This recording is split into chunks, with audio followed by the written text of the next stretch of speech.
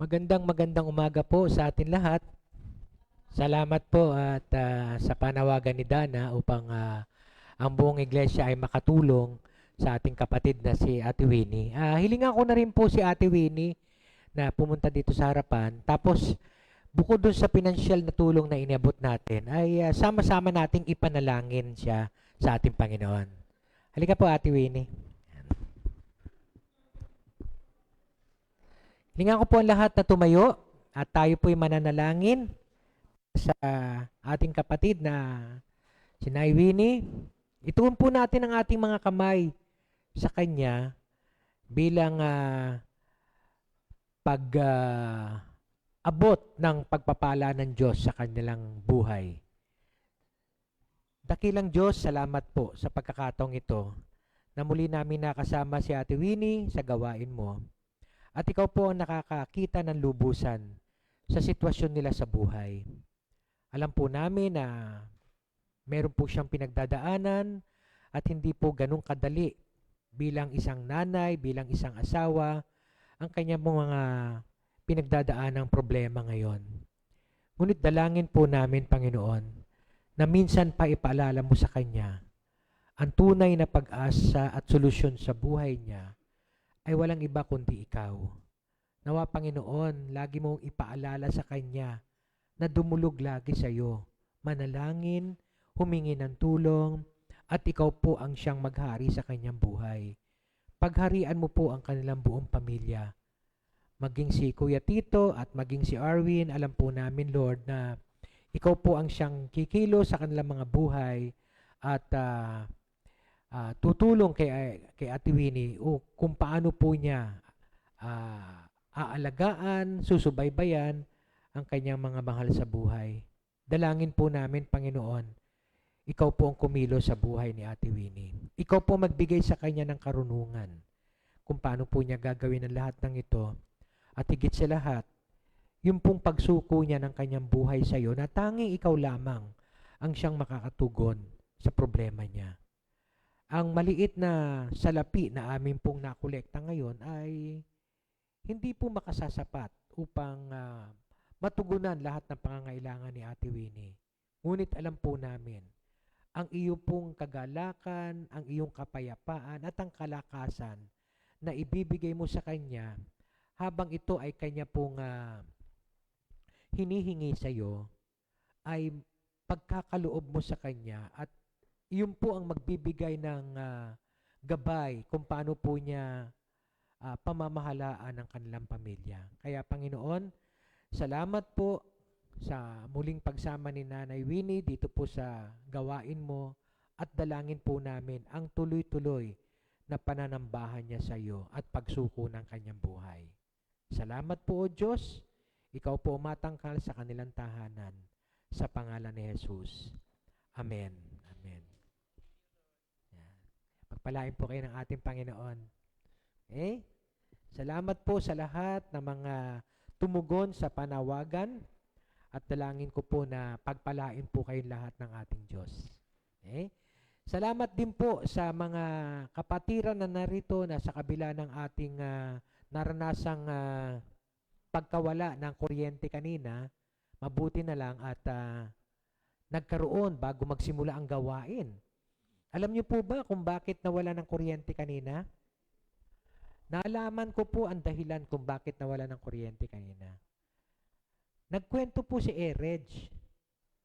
Si Erej, pagmulat ng mata niya, nawala daw yung kuryente. Sabi ko, sana hindi mo na minulat yung mata mo.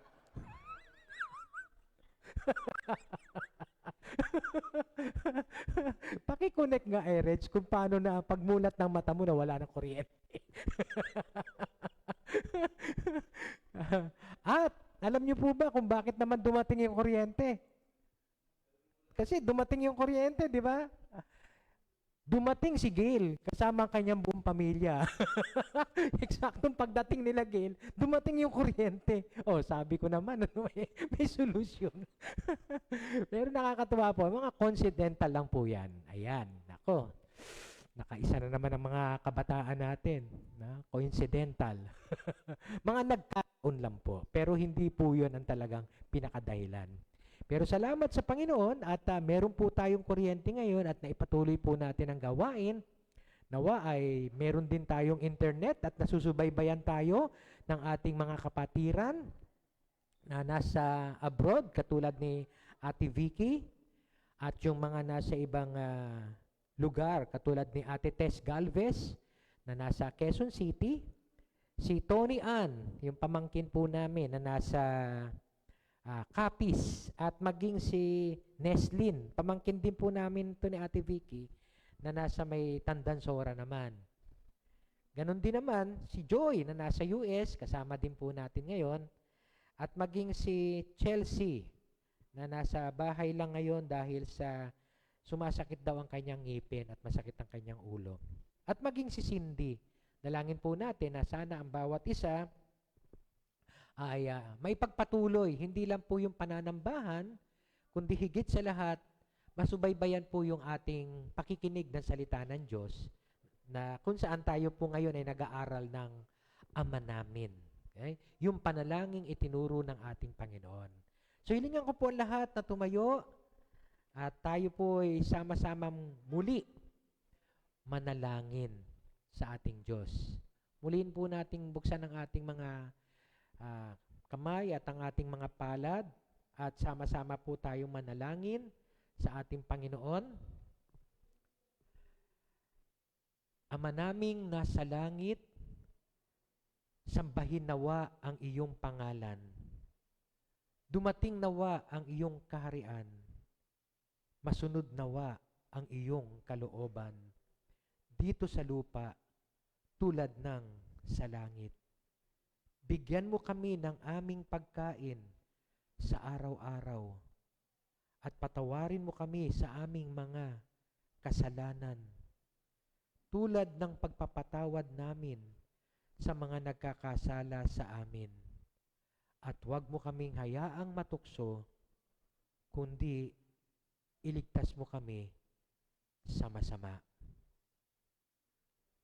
Dakilang Diyos, minsan pa, sa pagdulog po namin ng panalangin itinuro mo sa amin, patuloy kang kumilo sa aming mga puso't isipan, na makita po namin lubusan ang kalooban mo dito po sa panalangin itinuro mo sa amin.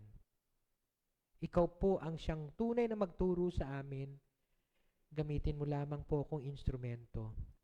Ngunit ipahayag mo sa iyong mga salita ang tunay na naisin mo upang matuwid din po ang amin pong maling pamamaraan sa pananalangin. Salamat po o Diyos dahil kung paano na tinuruan mo ang iyong mga alagad noong araw, kung ano ang ipapanalangin nila, kung paano sila mananalangin, ganun din naman Panginoon sa mga panahon namin. Maari din po naming matutunan ang panalangin itinuro mo. Kaya Panginoon, ikaw po matanghal, ikaw po mataas, ikaw po masamba sa aming kalagitnaan, sa aming pag-aaral. Sa pangalan ni Jesus, Amen, Amen, Amen. Mari na po tayo makaupo. Katulad po ng ating naituro ng mga nakaraang linggo. Ito po ay pangatlong linggo na ng ating pag-aaral patungkol sa Ama namin. O yung tinatawag po nating Lord's Prayer. Yung panalangin itinuro ng Panginoong Hesus para sa kanyang mga alagad. At katulad nga po ng nabanggit ko, mas maganda na tayo tawaging Disciples Prayer. Mukhang wala pa yung ating mga... Wala pa? Mukhang medyo may technical problem yata yung ating... Doon na po tayo sa Lord's Prayer. Tapos na po tayo sa panalangin. Sa slide number 6. Ayan. Ayan. Yan. Yan po yung ating pinag-aaralan na ngayon. Itong karaang linggo. Ang panalangin itinuro ng ating Panginoon. Kaya nga paulit-ulit ko pong binabanggit, mas magandang tawagin ito na disciples prayer o panalangin ng kanyang mga alagad. At tayo po yon. Tama? Tayo po yon.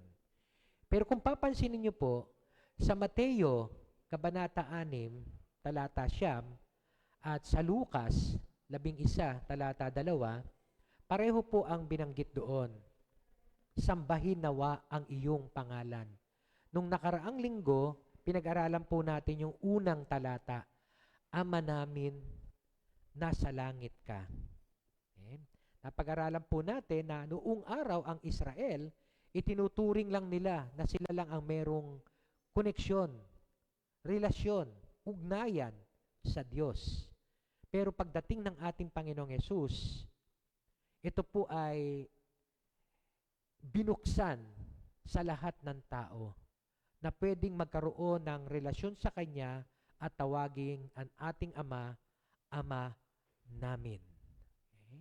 At napag-aralan din po natin noong nakaraang linggo na tunay na siya ay nasa langit, nasa kanyang kaharian at malayo ang langit dito sa lupa.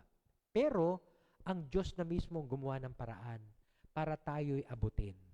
Dahil kung sa atin lang, hindi natin kayang abutin ang ating Diyos dahil siya ay banal at tayo'y makasalanan. Nakita ng Diyos yun, kaya siya ang gumawa ng paraan. Ipinagkaloob niya ang kanyang bugtong na anak upang ang sino mang sumampalataya sa ating Panginoong Yesus ay magkakaroon ng buhay na walang hanggan. Kaya naman yung sumunod doon, binanggit na doon yung salitang, sambahin nawa ang iyong pangalan. Ama namin, nasa langit ka, sambahin nawa ang iyong pangalan. Sa official liturgical version po, ang nakalagay po doon ay sambahin ang ngalan mo. Pag sinabi pong official liturgical version, ito po yung mga kinikilala natin na Roman Catholic version. Yung first po, yung una po, sambahin ang iyong pangalan, yan po yung biblical version. No? Yan yung nasulat na ni Mateo at saka ni Lucas. Pagdating po siyempre sa Roman Catholic Church, meron po silang tinatawag na official liturgical version na pinapanalangin ng karamihan ng mga Pilipino at ang nakalagay po doon ay sambahin ang ngalan mo. Ngunit sa doktrina Kristiyana, ang nakalagay po doon na salin, na unang nalimbag, mas naunang nalimbag ito kaysa sa official liturgical version, ipasamba mo ang ngalan mo. Malaki ang pagkakaiba, di ba? Pag sinabing sambahin ang ngalan mo, dun sa ipasamba mo ang ngalan mo. Kaya medyo parang nakikita ko po habang ako'y nag-aaral na, Panginoon, ano po ang ibig niyong sabihin dun sa unang salin at sa unang nalimbag mula sa orihinal na pagkakasulat sa Griego, ipasamba mo ang ngalan mo. Hindi ba parang ito ay isang utos mula sa nananalangin? Panginoon, ipasamba mo ang ngalan mo. Imbis na tayo ang sumasamba, sambahin ang ngalan mo. Diba? Nakukuha niyo po ba? Okay? Parang doon sa una, tayo ang merong pagsamba. Pero dito sa doktrina Kristiyana, para bang ang panalangin ay, Panginoon, pahintulutan mo na kami sambahin ka. Ipasamba mo ang pangalan mo. So medyo pa may pagkakaiba, no? Siguro lalo natin itong maunawaan pagka tiningnan po natin yung pinaka-konteksto. Ama namin, nasa langit ka, sambahin ang ngalan mo, mapasa amin ang kaharian mo, sundin ang loob mo dito sa lupa para ng sa langit. Di ba yan yung ano, no? Yan yung official liturgical version. Ha? Sa Roman Catholic Church, tama po ba? Yung pong dito sa lupa para ng sa langit, saan po natin ikino-connect yun? Dun sa sundin ang loob mo. Di ba? Kasi parang yun ang immediate na kasunod. dito sa lupa para ng sa langit. Doon po ngayon sa pag-aaral ng ilang mga eskolar ng Biblia, nakita po nila ang kahalagahan nitong dito sa lupa para ng sa langit. Na ito pala ay konektado doon sa unang tatlo. Sambahin ang ngalan mo, mapasa amin ang kaharian mo, sundin ang loob mo dito sa lupa para ng sa langit. Kaya nga kung titingnan po, ang dapat na salin, sambahin ang ngalan mo dito sa lupa para ng sa langit, mapasa amin ang kaharian mo dito sa lupa para ng sa langit, sundin ang loob mo dito sa lupa para ng sa langit. Kaya kung mapapansin pala natin, ito pong sambahin ang ngalan mo, mapasa amin ang kaharian mo, sundin ang loob mo, ang lahat na ito ay bahagi ng panalangin o kahilingan sa Diyos. Ito'y bahagi ng kahilingan. Panginoon, sambahin ngawa ang pangalan mo dito sa lupa tulad ng sa langit. So makikita po natin, napakaganda ng naging pag-aaral ng mga Bible scholars natin pagdating dito sa panalangin na to, kasi maging ako po, natuwid sa akin pong unang pagkakaalam sa Ama namin. Dati-rati, ako po mismo nagtuturo na yung unang bahagi ng Ama namin ay bahagi ng pagsamba. Yan. Sambahin ang ngalan mo, mapasa amin ang kaharian mo, sundin ang loob mo dito sa lupa parang sa langit. Yun ay bahagi lang ng pagsamba. Pero hindi siya bahagi ng kahilingan. Okay? So, ang kahilingan ay papasok na dun sa pangalawang bahagi na ang ibig sabihin, bigyan mo kami ng aming kakanin. Parang dun ka palang humihiling eh. Di ba? Bigyan mo kami, Panginoon, ng aming kakanin sa pang-araw-araw. Patawarin mo kami. Parang dun ka lang humihiling. Pero, base sa pag-aaral ng mga Bible scholars, sa umpisa pa lang, humihiling na sila. Anong kahilingan nila? Panginoon, sambahin ang ngalan mo dito sa lupa para ng sa langit. So yun po ang ating pag-aaralan ngayong umagang ito. Lumalabas po na itong pagsamba, yung paghahari, at yung pagsunod sa kanyang kalooban ay nagaganap sa langit. Okay. Next slide please.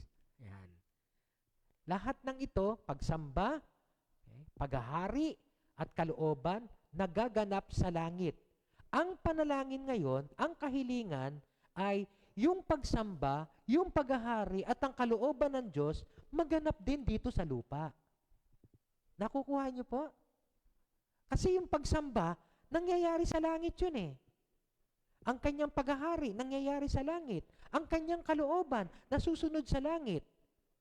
Kaya ngayon, ang ating panalangin ay dapat, Panginoon, nawa yung pagsamba na nararapat sa iyo, yung paghahari na ikaw lamang ang tanging nagtataglay, at nawa yung kalooban mo, Panginoon, kung paano nagaganap dyan sa langit, maganap din dito sa lupa.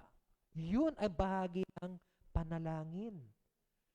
Kaya ngayon medyo natuwid ako na hindi lang pala tayo humihiling sa ating Diyos doon sa ating pagkain, sa araw-araw, yung pagpapatawad natin ng ating kapwa at yung pagpapatawaran ng ating mga kasalanan, yung pagliligtas sa atin mula sa masama at paglayo sa atin sa kasamaan, sa lahat ng kapahamakan. Hindi lang pala yun ang kahilingan. Ang kahilingan din ay yung kanyang pangalan masamba dito sa lupa. Dito sa lupa. Kung paano na ito ay nasasamba sa langit. Kaya nga po, tingnan po natin isa-isa. Unahin po natin yung ngalan niya. Sambahin ang ngalan mo. Noong araw pa, madalas ng parang pinagtatalunan yon. Ano daw ba ang pangalan ng Diyos? Maliwanag naman po na sinulat sa Genesis chapter 3, no? Talatang 13 hanggang 15. Sinabi ni Moises, pupunta ako sa mga Israelita at sasabihin sa kanilang, ako'y sinugo ng Diyos ng aming ninuno.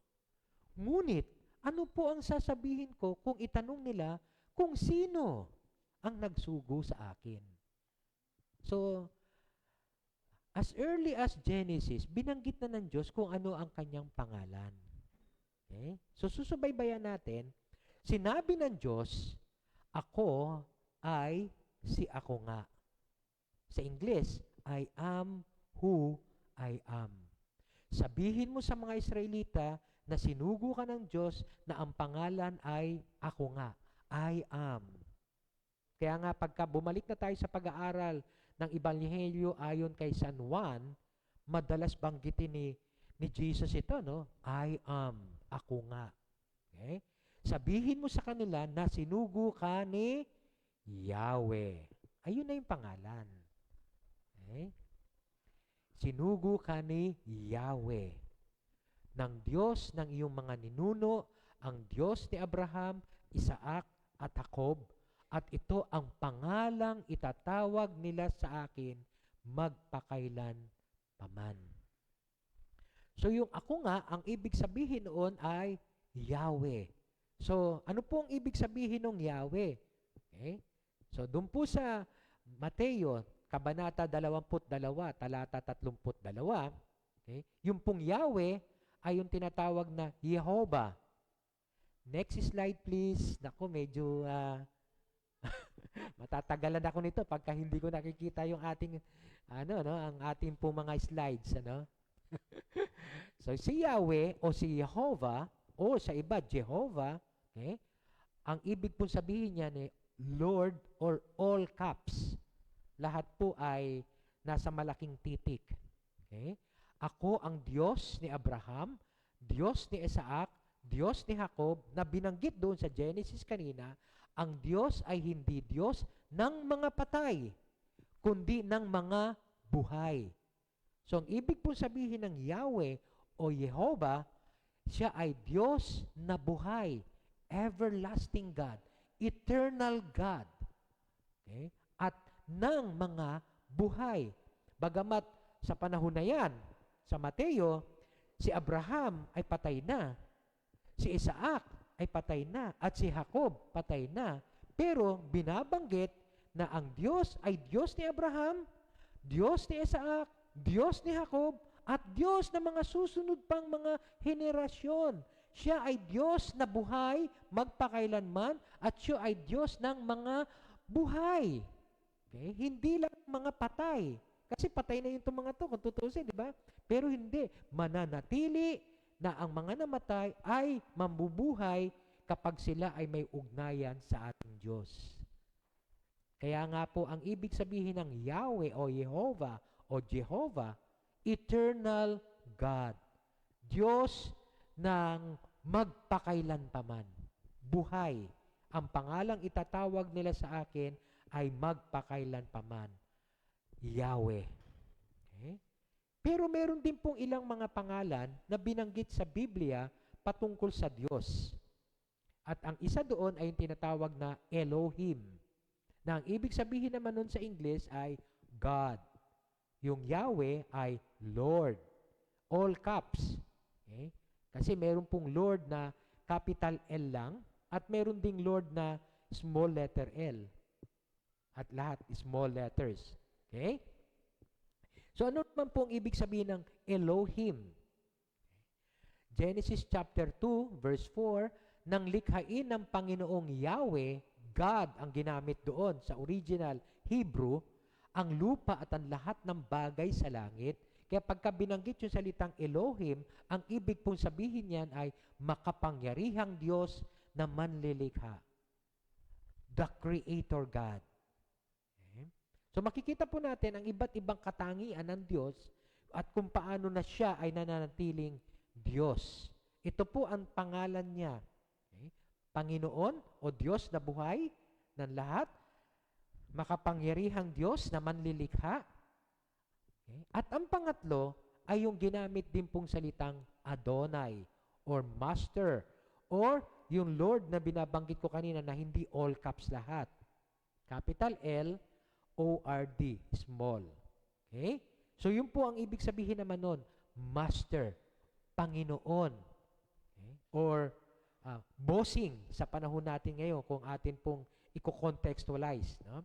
Sinabi sa Genesis chapter 15 verse 2, sinabi sa kanya ni Yahweh, Yahweh, pero ang pagkakasalin po nito sa original na Hebreo ay Adonai. Okay? Sinabi sa kanya ni Adonai, Abram, huwag kang matakot. Ako ang iyong kalasag na mag-iingat sa iyo. Kaya nga, ibig po sabihin ng Adonai o nung Yahweh ay Diyos na nagahari. So, hindi lang siya yung makapangyarihang Diyos na lumikha ng lahat ng bagay, siya rin ay Diyos na nagahari. Okay?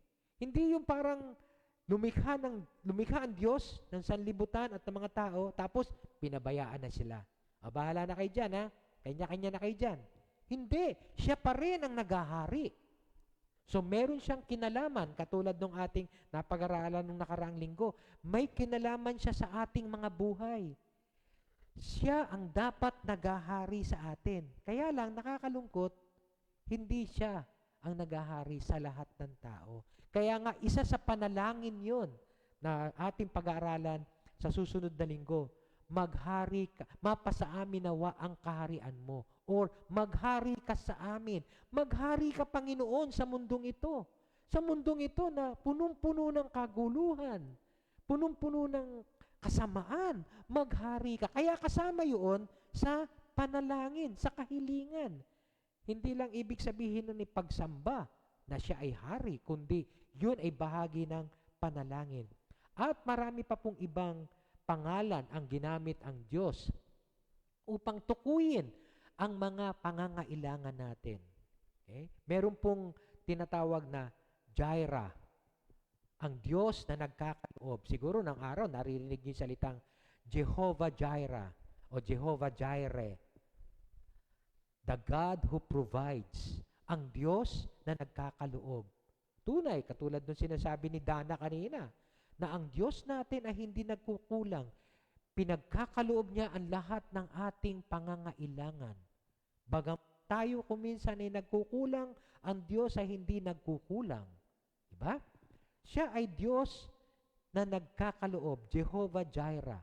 Siya din ang Diyos na nagpapagaling, Jehovah Rapha o Jehovah Rofi. Siya ang Diyos na nagpapagaling. Kung meron man tayo mga kasakitan, pwede nating tawagin ang ating Diyos.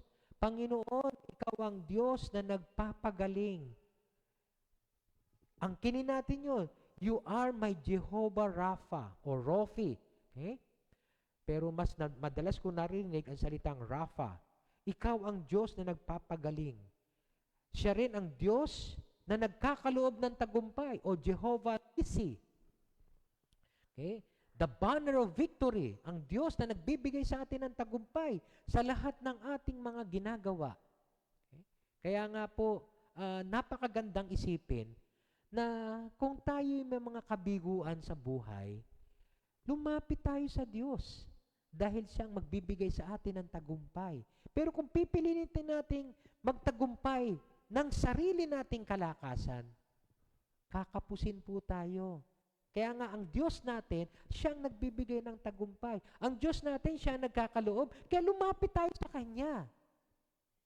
Ang nakakalungkot, marami ang gustong pagkalooban sila ng Diyos, ng pangangailangan nila, gusto na pagalingin sila, gustong bigyan sila ng tagumpay, pero ayaw naman nilang lumapit. O ayaw nilang sambahin ang ngalan niya. Yun po ang pinakatema ng panalangin eh. Sambahin ang ngalan mo. Siya ang Diyos ng kapayapaan. Jehovah Shalom. Jehovah Shalom. Ang nagbibigay ng kapayapaan at siya ang Diyos na lagi nating kasama.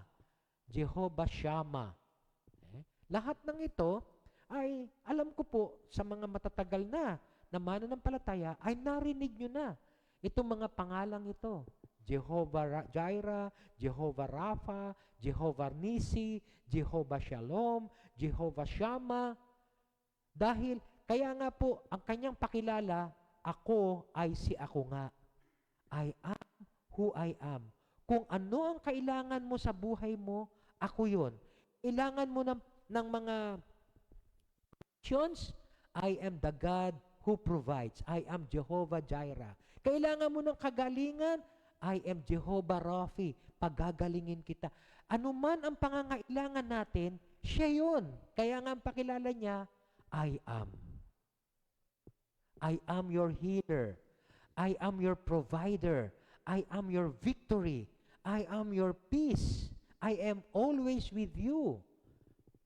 Kaya nga po, very broad yung pangalang I am. Napakalawak po nun. Siya lahat yun. Kaya niyang gampanan ang lahat ng ito sa ating mga buhay. Ang tanong, di ba? Sabi nga doon, sambahin ang ngalan mo. Ito siya. Pero ang tanong, sinasamba ba natin ang kanyang pangalan? Lumalapit ba tayo sa kanya? O pinagsisikapan natin lahat gawin ang mga bagay na to nang hindi naman natin siya tunay na sinasamba? Ang kanyang pangalan, hindi naman talaga natin sinasamba. Kundi tayo ay gumagawa ng ating sariling direksyon sa buhay. Kung ganun po mangyayari, hindi po natin tatanggapin yung kalooban, yung kanyang kagalingan, yung tagumpay, yung kapayapaan, dahil siya lamang po ang makatatagpo nito sa ating mga buhay. Hindi po ito matatagpuan sa mga doktor o sa mga opisina natin o sa mga pamilya natin. Tanging Diyos lang ang makatatagpo ng lahat ng ito. Yun ang dakilang ngalan ng ating Diyos. Kaya nga maganda makilala natin ang lubusan, sino ba ang ating Diyos? Siya ay si Yahweh. Siya ang Diyos na nagkakaloob, nagpapagaling, nagbibigay ng tagumpay, ng kapayapaan, ang Diyos na lagi nating kasama, ang Diyos na naghahari, ang Diyos na lumikha sa ating lahat, ang Diyos na magpakailanman. Ang tanong, yung pong salitang pagsamba. Sambahin nawa ang ngalan mo. Pag sinabi natin pagsamba, dito sa lupa, tulad ng sa langit, ano ang unang pumapasok sa isip natin pag sinabi yung salitang pagsamba? Ang totoo niyan, ang salitang pagsamba ay nagmula po o nag-ugat sa salitang sambahan na kung saan ang simbahan ay nahango rin. Ang simbahan po, ang sambahan ay tumutukoy sa lugar. Ito po ay bahay-sambahan. Pero ang simbahan ay tumutukoy sa tao. Medyo siguro kaiba ito sa maririnig ng iba nating mga nanunood o maging sa atin dito. Kasi ang pagkakalam natin, pag simbahan, yung lugar. Tama? Hindi po yon ang original na intention nung sinulat ang salitang simbahan. Ang simbahan, ang church, ay yung tao. Tayo po ang simbahan. Ang lugar na pinaggaganapan natin ay sambahan. Kasi ang akala ng iba, ang lugar, yun ang sambahan. Yun ang simbahan. Hindi po. Ang building ay hindi po church. Pag tiningnan niyo po sa Biblia, ang church, the church are the people who worship God, na sumasamba sa Kanya. Kaya nga po, tayo ay dumadalo sa bahay-sambahan, pero tayo po ang simbahan. Sa ibang bersyon, ecclesia, o doon po hinango yung salitang iglesia. Ang iglesia po ang simbahan, tumutukoy sa tao at hindi po sa gusali.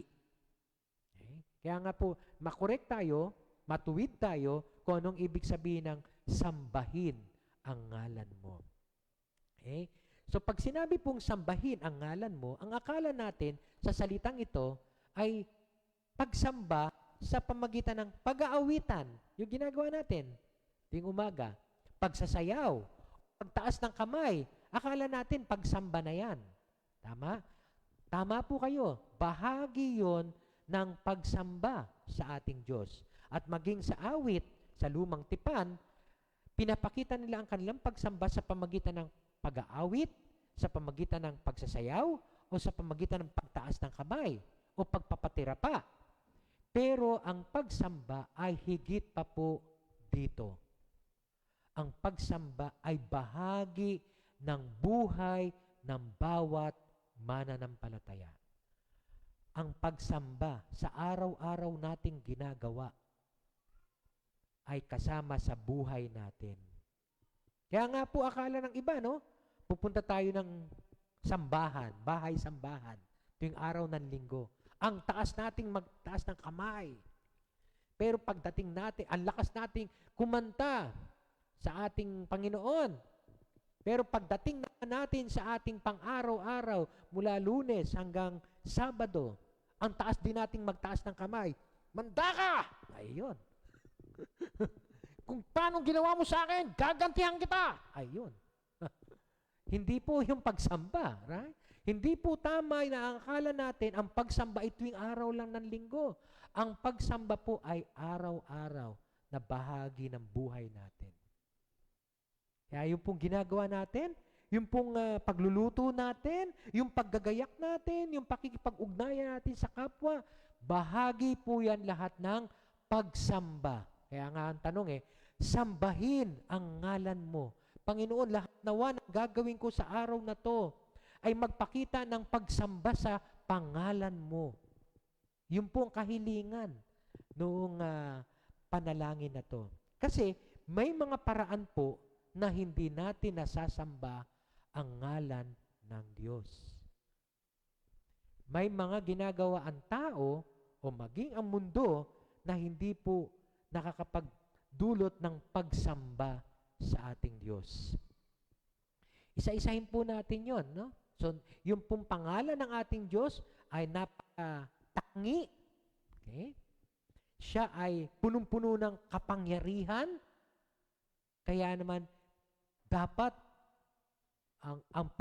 ang paggamit ng pangalan ng ating Diyos ay gagamitin natin na may kakibat na pagsamba sa Kanya. Pero may mga paraan po na ginagawa ang sanlibutan na hindi po nagdudulot ng pagsamba sa ngalan ng ating Diyos. Ano-ano po yun? Isa-isahin po natin. Sa Exodo, Kabanata 20, Talata 7, huwag mong gagamitin sa walang kabuluhan ang pangalan ni Yahweh, Diyos. Nalagay dyan, ano? Huwag mong gagamitin sa walang kabuluhan ang pangalan ni Yahweh. Andun yung pangalan ni Yahweh na iyong Diyos. Tiyak na parurusahan ko ang sino mang gumamit nito ng walang kabuluhan. Ano po itong binabanggit dito na utos? Ito po'y kasama sa 10 utos ng Diyos. Sa 10 Commandments kasama ito. Do not take the name of the Lord thy God in vain. Sa Tagalog, huwag mong gagamitin ang pangalan ng Diyos sa walang kabuluhan. Paano po ba natin nagagamit ang pangalan ng Diyos sa walang kabuluhan? Yan yung mga tanong. Diba? So, tingnan po natin, no? Binanggit po sa Leviticus chapter 19, verse 12. Okay? Huwag kang manunumpa sa aking pangalan. Andun ulit yung pangalan niya, no? Kaya mali ang gamit natin ng pangalan ng ating Panginoon. Huwag kang manunumpa sa aking pangalan kung ito ay walang katotohanan.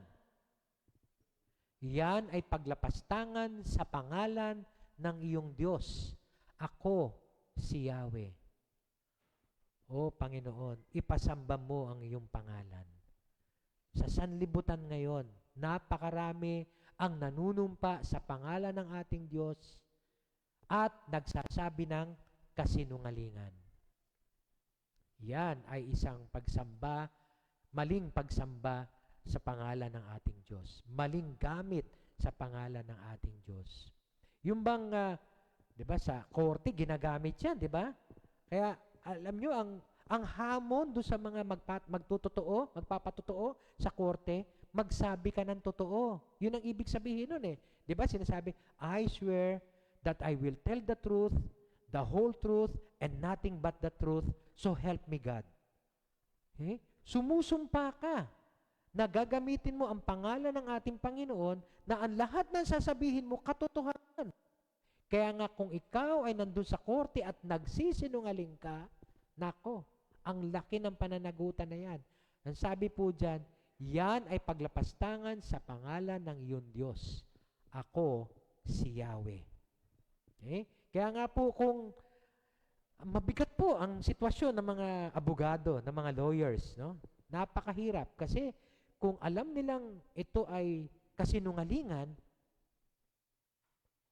pero sayang pera to kwarta to di ba? Sayang Sige, gawa natin ang paraan. Ayun, iti-twist nila ngayon.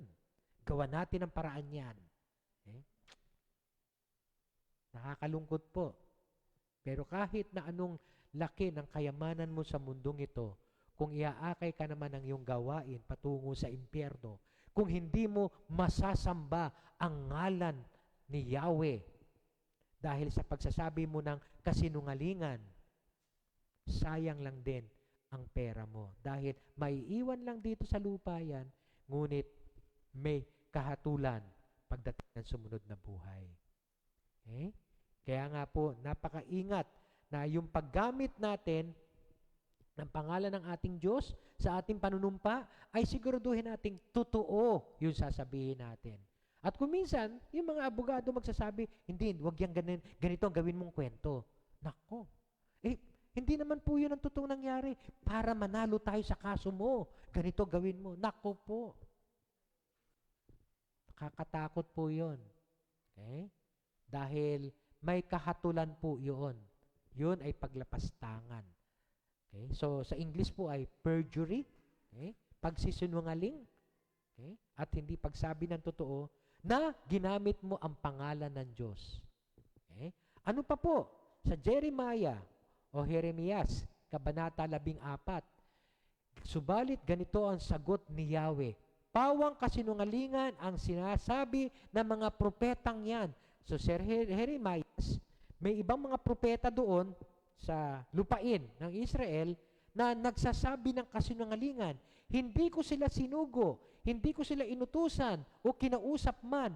Ang mga pangitain kanilang sinasabi sa inyo ay hindi galing sa akin, kundi kapwa pawang kathang-isip lamang nila. So si Jeremias, nung panahon niya, nagsasabi siya o nagdideklara siya ng kahatulan sa Israel. Pero sinasabi ng mga maling propeta, ito, mga bulaang propeta, hindi, ipagkakaloob sa inyo ng Diyos ang lahat ng inyong pangangailangan. Ipagkakaloob, pagpapalain kayo ng ating Panginoon. Ang sabi ni Yahweh sa kanila, hindi totoo ang mga sinasabi ng mga propetang yan. Kaya nakakalungkot pa.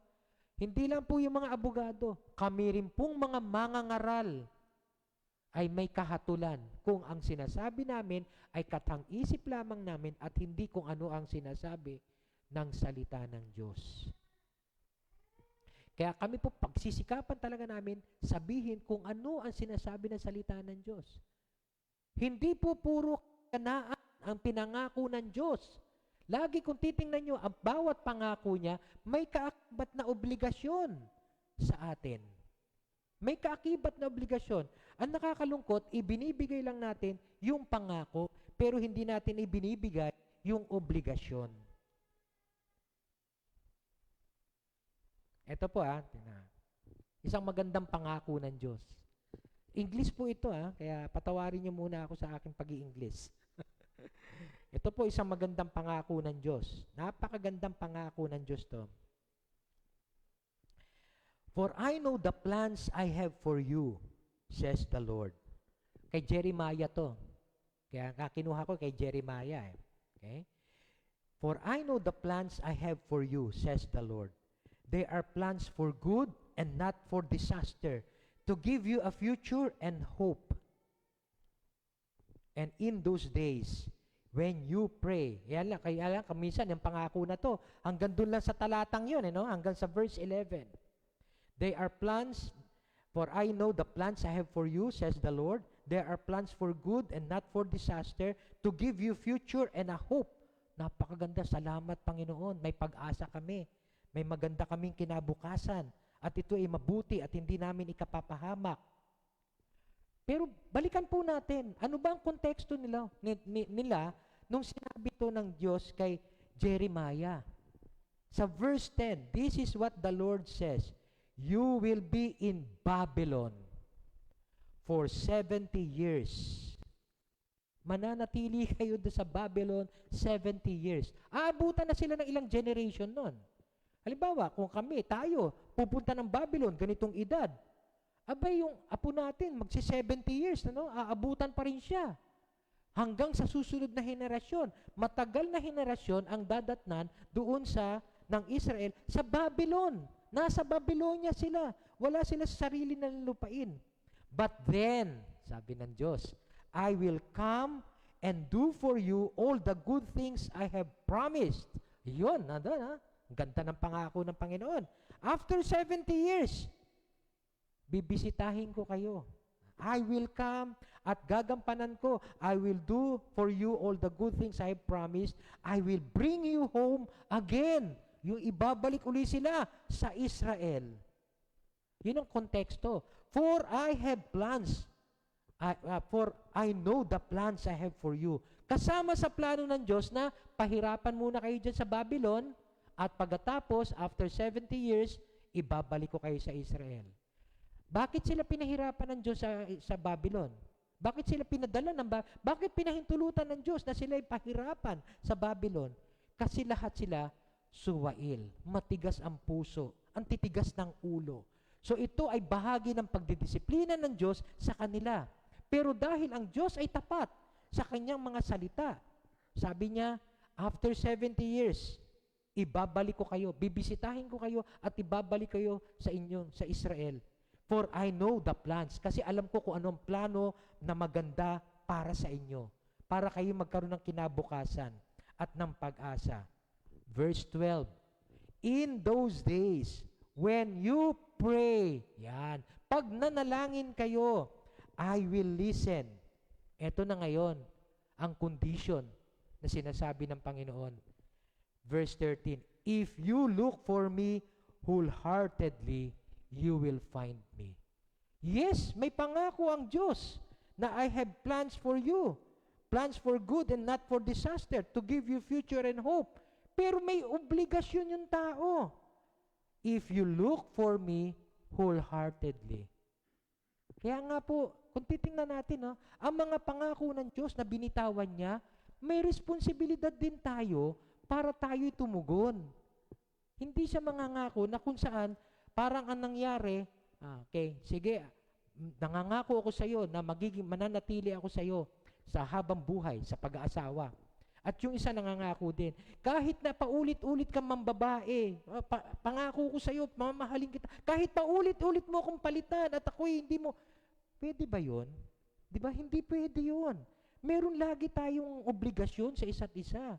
Ganon din ba ng ating Diyos? May hinihingi siya sa atin.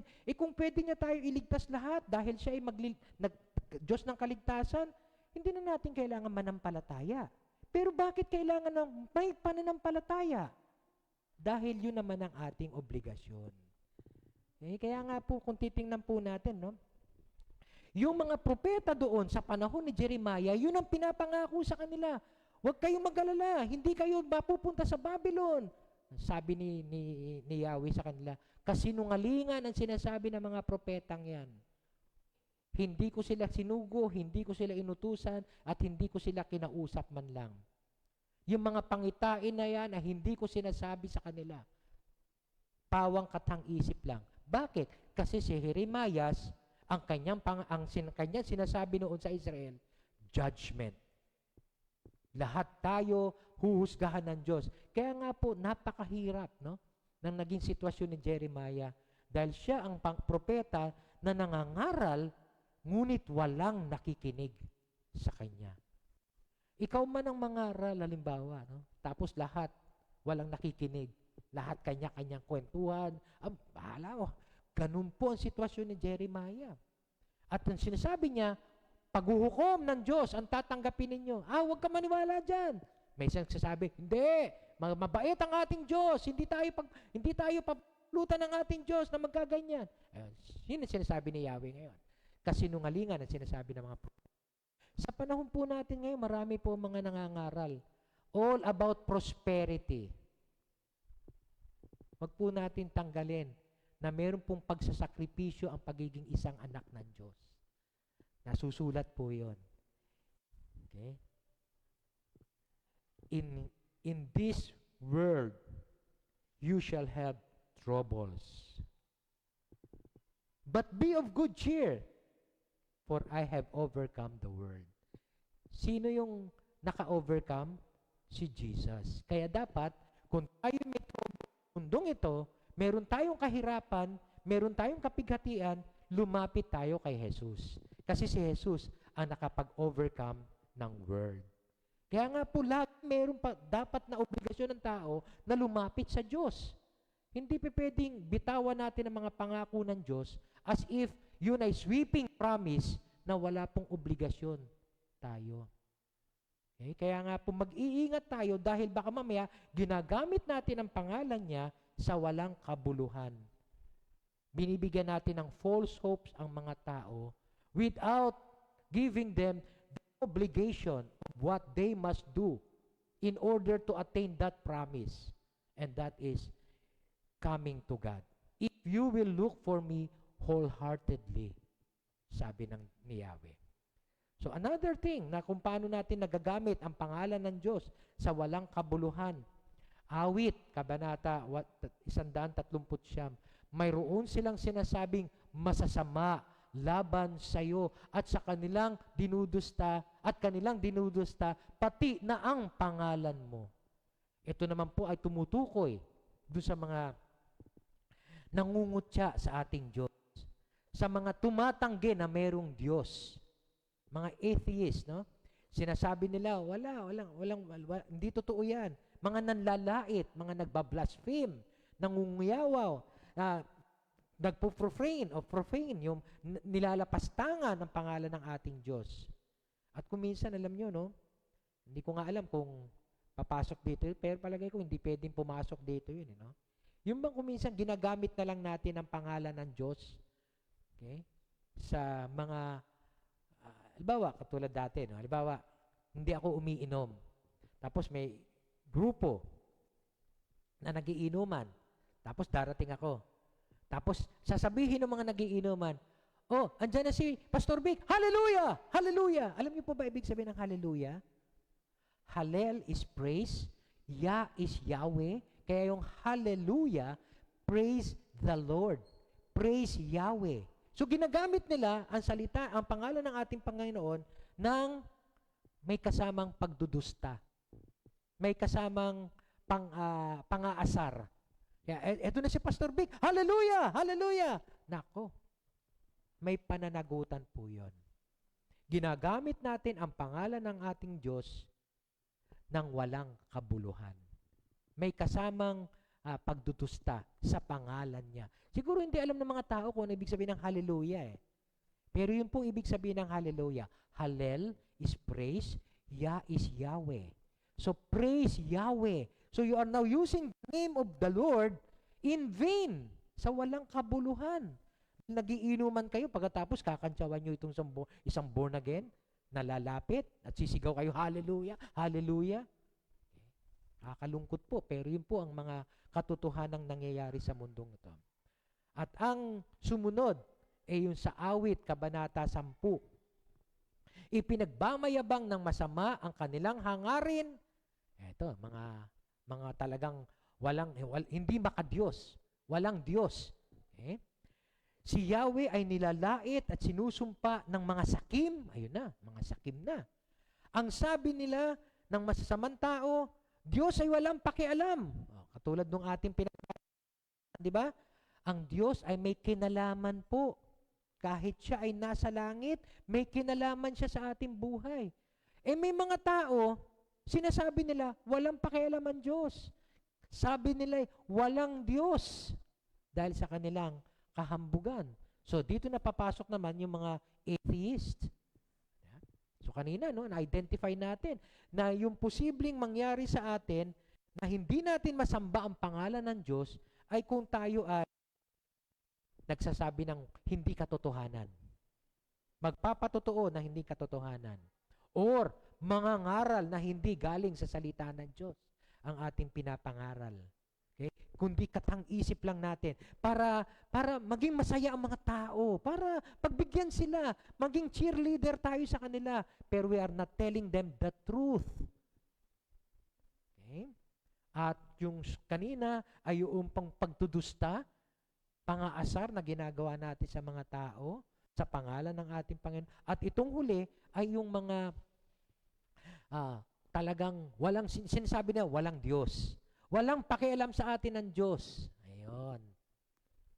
May pananagutan po yung mga yan. Yan po lahat ay mababasa natin sa lumang tipan. Pastor, di ba, pagdating sa bagong tipan, si Jesus ay puspos ng biyaya. Ayan. Full of grace. Okay? Pero tingnan po natin sa bagong tipan kung anong sinasabi doon. Sa paanong paraan, hindi nasasamba ang pangalan ng ating Diyos. Sa bagong tipan. Mateo Kabanata 15. Ang sabi po doon, sinagot sila ni Jesus, bakit naman ninyo nilalabag ang utos ng Diyos dahil sa inyong mga tradisyon? Talata 9, pinawawalang kabuluhan ninyo ang salita ng Diyos, masunod lamang ninyo ang mga minanang mga katuruan. At talata 6 pala yun. Talatang 9, walang kabuluhan ang inyong pagsamba, sapagkat tinuturo nilang galing sa Diyos ang kanilang mga utos lamang. Okay? So, ang isang paraan kung paano natin hindi nasasamba ang ngalan ng ating Panginoon, kung tayo ay sumusunod sa mga tradisyong hindi ayon sa salita ng Diyos. May salita po ang Diyos. At meron po tradisyon tayo nakalakihan na hindi po talaga galing sa salita ng Diyos. Hindi iniuutos ng Diyos. Ang totoo niyan, pinagbabawal pa ng Diyos. Pero masusundin natin itong mga tradisyon. Bakit? Nakalakihan natin eh. Okay? Kaya nga po, ang pagsamba natin ay hindi natin tunay na nasasamba pala ang ngalan ng ating Diyos kung ang sinunod natin ay yung katuruan ng tao, hindi ang katuruan ng Diyos. Okay? Mapupunta po tayo kung ano yung mga sinasabing yon ng katuruan ng tao o tradisyon ng tao. Pupuntahan po natin yung Romans chapter 1. Okay? Tingnan po natin, basahin po natin kung paanong paraan hindi natin nasasamba ang ngalan ng Diyos. Kasi baka mamaya tayo mismo ay nagkakasala din dahil hindi natin nasasamba ang ngalan ng Diyos. Romans 1, verse 18 to 32. Nahahayag mula sa langit ang puot ng Diyos. Abay, akala ko mabiyaya ang Diyos pagdating sa bagong tipan. Meron pa rin pong puot pala. Pero tingnan po natin, ano ang dahilan? Bakit napupuot ang Diyos? Anong dahilan niya? Laban sa lahat ng kalapastanganan at kasamaan ng mga taong dahil sa kanilang kasamaan ay hinahadlangan ang katotohanan.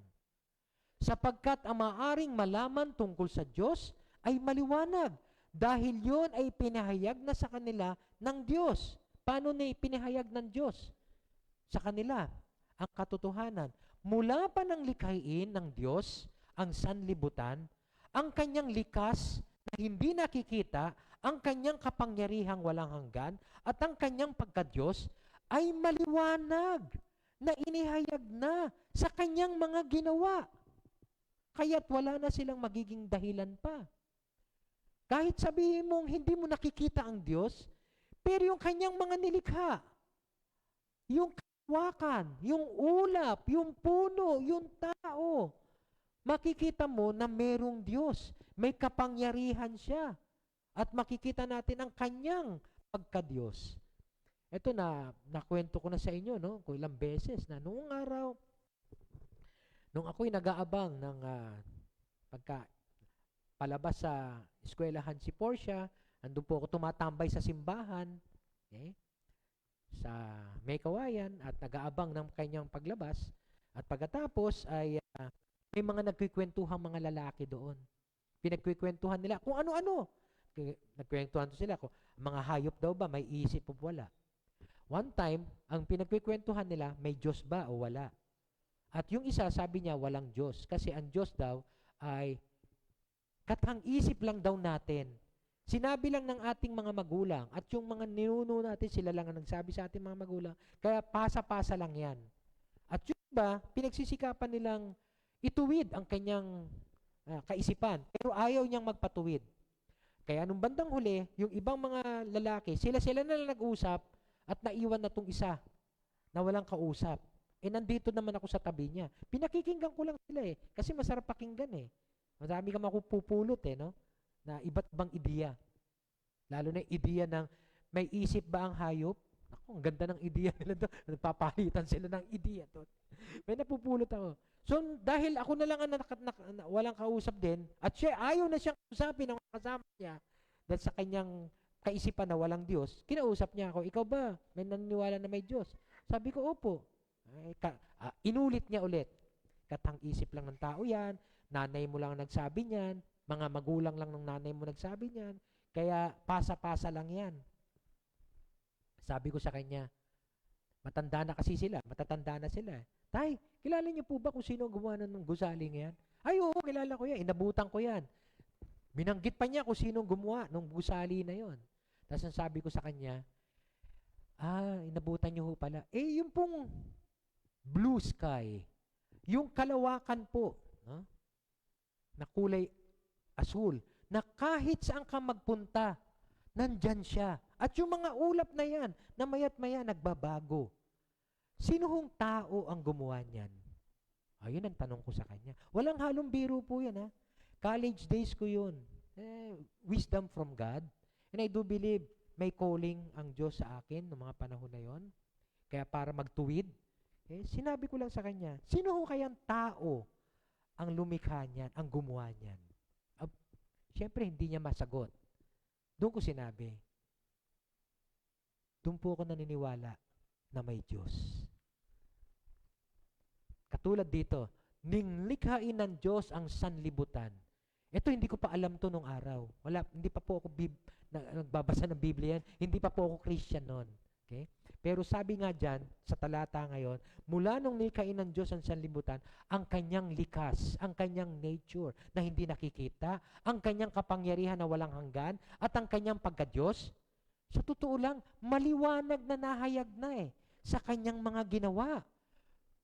Sa kalawakan, sa mga ulap, nahayag na may Diyos. Hindi ka nga lang naniniwala. Pero hindi mo kailangan makita ang Diyos para paniwalaan ang kanyang kapangyarihan. Ang kanyang pagka-Diyos. So tignan po natin, mga sitwasyon nila, na meron ng kalapastanganan nangyayari, nilikha ng Diyos ang sanlibutan at pinakita niya ang kanyang kapangyarihan, pero, yung sumunod na talata, kahit nakilala nila ang Diyos, siya'y hindi pinarangalan bilang Diyos, ni pinasalamatan man. Sa halip, naghaka-haka sila ng mga bagay na walang kabuluhan. Kaya't nagdilim ang hangal nilang pag-iisip. Parang ang sakit, Sakit ng mga salita, Kala ko ba, Diyos ay puno ng biyaya, pero parang ang sakit ng salita. Okay? Nagdilim ang hangal nilang pag-iisip. Sila'y nagmamarunong, ngunit lumitaw na sila'y mga hangal. Tinalikuran nila, hindi pala. Tama. Tinalikuran nila ang kalwalhatian ng Diyos. Tinalikuran nila tinalikuran ko ang iglesia naniniguro lang po ako nandiyan ako Tinalikuran nila ang kalwalhatian ng Diyos na walang kamatayan, eternal God, walang kamatayan, at sinamba nila Mga larawan ng mga taong may kamatayan. Mga ibon, mga hayop na lumalakad, mga hayop na gumagapang. So makikita po natin na sa paanong paraan hindi natin nasasamba ang ngalan ng Diyos kung tayo po ay sumasamba sa Diyos-Diyosan. Okay? Sinamba nila mga larawan ng tao na may kamatayan. Tinalikuran nila yung totoong Diyos na hindi nakikita. Kaya nakakalungkot mang isipin, mga kapatid. Kung akala natin nasasamba natin ang pangalan ng ating Diyos dahil meron tayong dinadalanginan, sa totoo lang, tinalikuran natin ang tunay na Diyos. Dahil ang ating tinitingnan, ang ating sinasamba, mga taong may kamatayan. Nakakalungkot mang isipin. Mabigat sa aking damdamin ang ipangaral ito, pero ito ay isang pangangaral ng pagtutuwid. Kung nais po natin, katulad ng panahon ni Jeremiah, na malaman kung ano tinuturo talaga ng Diyos, bumalik po tayo sa kanyang salita. At hindi yung itinuro lang ng kathang-isip lang ng tao. Itong sinasabi ng salita ng Diyos. Okay? Ang samba nila ay mga larawan ng mga taong may kamatayan. Imbis na ang sambahin nila ang Diyos na walang kamatayan. Eternal God. Everlasting God. Kaya, hinayaan sila ng Diyos. Hinayaan sila. Okay, sige, pabayaan ko yung mga yan. Kung yun ang gusto nilang gawin, sige, hahayaan ko sila. Hinayaan sila sa kanilang maruruming pagnanasa hanggang sa hindi na nila mapigil ang paggawa ng kahalayan sa isa't isa. Tinalikuran nila. Muli, nandun na naman uli yung salitang tinalikuran. Okay, tama na. Tinalikuran nila ang katotohanan. Kanina, ang tinalikuran nila ang kaluwalhatian ng Diyos. Sa pagkakataong ito, tinalikuran nila ang katotohanan tungkol sa Diyos at pinalitan ito ng kasinungalingan. Sinamba nila at pinaglingkuran ang mga nilikha sa halip na ang lumikha. Di ba? Binanggit natin kanina. Ang Diyos ang dakilang manlilikha, makapangyarihang manlilikha. Siya ang dapat sambahin. Ang kanyang pangalan ang dapat sambahin. Anong ginawa ng tao? Ang sinamba nila at ang pinaglilingkuran ay ang mga nilikha, ang mga tao, imbis na ang dakilang Diyos. Kaya nga po, may maling pagsamba. Ito po isang katotohanan na tinuturo sa atin ng Biblia. Kaya nga siguro sinasabi ng panalangin, Panginoon, ipasamba mo ang iyong pangalan. Panginoon, sambahin nawa ang pangalan mo dahil may maling paraan tayo sa pagsamba. Ang sinasamba ng tao at ang pinaglilingkuran ang mga nilikha sa halip na ang lumikha. Okay, nakakalungkot mang isipin, ano? Pero ito po'y katotohanan. At kung meron man po na magagalit, okay, at magtatampo sa pangangaral ko, nasa sa inyo na po ang magiging tugon doon. Okay? Or, pwede po tayong magpatuwid mula sa salita ng Diyos. Okay? Kaya, hinayaan ulit sila ng Diyos. Sabi po doon, sa kanilang maruruming pagnanasa hanggang sa hindi na nila mapigilan ang kanilang mga sarili. Dahil dito, hinayaan sila ng Diyos sa mahahalay na pagnanasa. Ito po ang kadalasang nangyayari pagka meron pong pagsamba sa Diyos-Diyosan. Ayaw na nilang makipagtalik, ayaw nang makipagtalik ng babae sa lalaki, ayon sa likas na kaparaanan, at sa halip ay sa kapwa babae sila nakikipag-ugnayan. Ganon din naman ang mga lalaki. Ayaw na nilang makipagtalik sa mga babae. Ayon sa likas, sa nature, sa likas na ibinigay ng Diyos, sa likas na kaparaanan. At sa kanilang kapwa lalaki sila nahuhumaling. Yun po nakakalungkot, Bukod po sa idolatry, sa paanong paraan hindi nasasamba ang ngalan ng Diyos? Patawarin niyo po ako, pero po ito'y katotohanan lamang. kung ito ay kahalayan o yung tinatawag nating homosexuality. Nakakalungkot po kasi sa panahon natin ngayon, meron na pong ilang mga pastor, okay, ang nagkakasal sa magkapareho ang gender. At ito na po ang nagiging kalagayan ng buong mundo. Nakakalungkot pong isipin ito. Akala pa rin natin, basta naniniwala ako, kung hindi kayo gagawa ng pakikipagtalik katulad niyan, kung parang, halimbawa, kami ni Henry, best of friends lang kami, no? Lagi kami magkasama.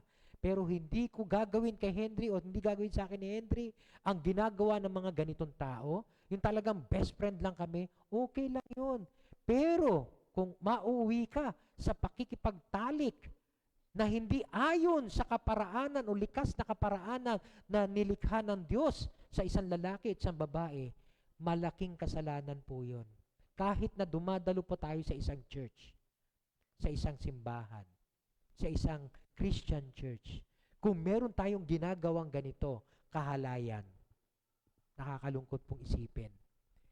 Kaya nga po, ang kahalayan ay kasama din po sa hindi pagsamba sa kanyang pangalan. Ang sumunod na slide, ginagawa nila ang mga kasuklam-suklam na bagay, kaya't sila'y parurusahan. Sabi, hindi mabiyaya ang Diyos. Mahal tayong lahat ng Diyos.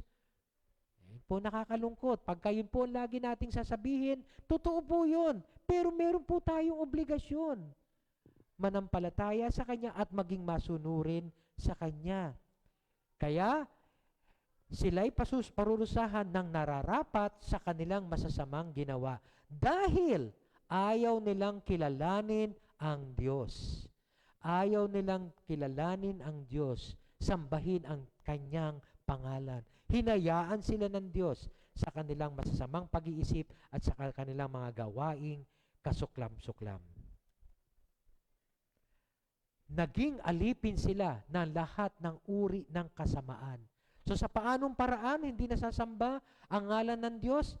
Sa kasamaan o tinatawag nating wickedness. Ano yung kasamaan na yon? Ito ba'y patungkol sa pagpatay? Tingnan po natin kung ano yung kasamaan na yon. Inilista ni San Pablo Apostol dyan. Kabuktutan, kasakiman, maruruming pag-iisip, pagkainggit, pagpaslang, kasama ang pagpaslang, ano? Pagtatalo, pandaraya, masasamang hangarin. Sila'y naging mahilig sa yan. Nako, kasamaan. Ang hirap mong mangaral ng ganito, di ba? Lalo't alam mo meron kang mga chismosong kakilala. Pero ito po'y salita ng Diyos. Magpatuwid po tayo. Dahil, yon, kasama yun sa kasamaan. Mahihilig sa chismis, mapanirang puri. Yung maninira ka ng puri ng iba, sisiraan mo yung iba, pag nakatalikod yung iba, saka mo sasabihin yung paninirang puri mo, nasusuklam sa Diyos, walang pakundangan, mapagmataas, mayayabang, mapagkatha ng kasamaan, at suwail sa magulang, mga anak. Ayan. Mga anak. Okay? Matuto na tayo mula sa salita ng Diyos. Kung dati tayo mga suwail, ayan, pwede na tayo maging masunurin. Kaya natin pinag-aaralan ito upang nang sa ganon ay turuan tayo ng Diyos. Upang nang sa ganon, masamba natin ng lubusan ang Kanyang pangalan. Okay? Sila'y naging hangal, naging mga hangal, mga taksil, mga walang puso. Of course, hindi po literal yun, na walang puso. Meron pong puso, kaya alam natin, masama ang ugali. Hindi marunong lumingap sa kapwa, nalalaman nila ang utos ng Diyos. Nakarapat dapat sa parusang kamatayan ang mga gumagawa nito. Gayon pa man, hindi lamang patuloy sila sa paggawa nito, ng mga masasama, kanina, yung idolatry, yung homosexuality, at yung wickedness, kundi sumasang-ayon pa sila So maaaring meron, dito tayo guilty. Sumasang-ayon tayo sa mga gumagawa rin ng mga ito. So sa paanong paraan hindi natin nasasamba ang ngalan ng Diyos? Kung tayo ay sumasang-ayon sa kasamaan o nagko-compromise tayo. Tingnan niyo ang ating Panginoon. Nung gumagawa ng kasamaan ng mga tao, anong laging binabanggit kanina? Kaya't hinayaan sila ng Diyos. Kaya't hinayaan sila ng Diyos. Dapat tayo, ipapanalangin natin sila. Tuturuan natin sila. Pangaralan natin sila. Pangaral. Ayan. Mula sa salitang pangaral, hindi parangal. Pangaral. Pangaralan natin sila. Anak, wag mo nang gawin yan. Tay, please, wag mo nang gawin yan. Nay, wag ka na maging chismosa. Pangaralan natin sila. Upang nang sa ganun, malayo tayo pare-pareho sa mga kasamaang ito at tunay na masamba natin ang kanyang pangalan. Kaya nga, magtatapos tayo sa isang hamon sa paanong paraan natin maipatutupad ang panalangin ito. Itong Ama namin, na sambahin ang ngalan mo. Una sa lahat, ipanalangin natin ang kilala natin na gumagawa ng mga ganito. Na sumasamba pero maling paraan ng pagsamba. Ipaalam natin ang tunay na kalagayan ng tao na tayo'y makasalanan. Ipakilala natin ang Diyos na buhay. Alam kong alam nyo na lahat ito, kaya ito'y mabilisan ko na lang sasabihin. Ipakilala natin ang Diyos na buhay, siya ay banal at tayo'y makasalanan. Ipakilala natin si Jesus bilang tagapamagitan ng Diyos na nasa langit at tayong nasa lupa. Hikayatin natin sila na kilalanin si Jesus at alamin ang salita ng Diyos. Hamunin natin sila na maging tagasunod ni Jesus at tulungan natin silang lumago sa pananampalataya. Alam naman natin lahat na yan. Ginagawa na natin yan. Pero ang aking dalangin, tulungan natin ang buong sanlibutan na masamba ang ngalan ng Diyos. Bilang hamon sa atin lahat, tulad na sinabi ni Propeta Isaias, marami ang sumasamba sa Diyos, ngunit malayo ang kanilang puso sa Kanya. Ipanalangin natin na ang ngalan ng ating Diyos ay masamba, tunay na masamba, dito sa lupa tulad ng sa langit. Siya ay banal at kailangan nating parangalan ito ayon sa kanyang kalooban. Mga kapatid, mga magulang at mga anak, nawa ang bawat sa atin tunay na masamba ang ngalan ng ating Diyos. Manalangin po tayo. Panginoon, muli humihingi po kami ng patawad sa iyo. Kung meron po kaming mga nagagawa na akala namin ikaw ay aming nasasamba dahil kami umaawit, sumasayaw at nagtataas ng kamay, ngunit hindi naman pala namin tunay na nasasamba ang pangalan mo. Dahil marami kaming ginagawa na hindi ayon sa iyong kalooban. Patawarin mo po kami, Panginoon. Patawarin mo po kami kung nagagamit namin ang iyong pangalan ng walang kabuluhan. Kung nagagamit namin ito sa pagsisinungaling. Kung nagtuturo kami o nangangaral kami ng iyong pangako pero hindi namin pinapahayag ang tunay na hangarin mo sa amin. Patawarin mo kami kung may mga pagdududa kami o pag-aalinlangan ng iyong pagkadiyos sa aming mga buhay. Patawarin mo po kami kung sinasabi namin na wala kang pakialam sa amin. Patawarin mo po kami, Panginoon. Kung kami ay hanggang ngayon sumasamba sa mga Diyos-Diyosan, sa mga nilikha mo, sa halip na ikaw ang aming sambahin, na siyang lumikha ng lahat. Patawarin mo po kami, Panginoon, kung kami ay nagiging bahagi ng kahalayan, ng kasamaan, o maging ng pag-ayon sa mga ginagawang masasama ng sanlibutan. Patawarin mo po kami, Panginoon. Dahil sa ganitong kaparaanan, hindi pala namin tunay na sasamba ang iyong pangalan. Patawarin mo po kami, Panginoon. Patawarin mo po kami.